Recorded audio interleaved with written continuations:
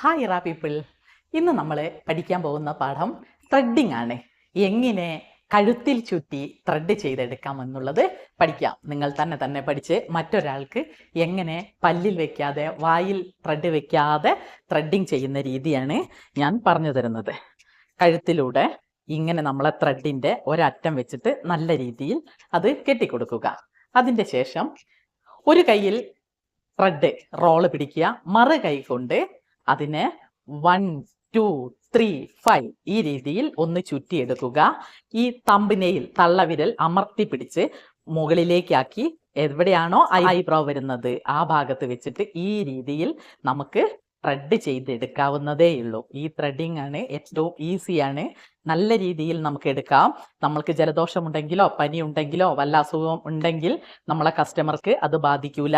ഒരു 30-35 സെൻറ്റിമീറ്റർ ദൂരത്ത് നിന്നും നമുക്ക് ഈ രീതിയിൽ ചെയ്തെടുക്കാം. വായ കൊണ്ട് എടുക്കുമ്പോൾ ഇത്രയും അടുത്തേക്ക് പോവേണ്ട ഒരു ബുദ്ധിമുട്ടും കൂടി നമുക്കുണ്ടാവും. നമ്മളെ ക്ലയൻറ്റിന് ഡിസ്റ്റർബ് ഇല്ലാതെ തന്നെ കഴുത്തിൽ കുടുക്കി ത്രെഡിങ് ചെയ്യുന്ന രീതിയാണിത്. ഓക്കെ.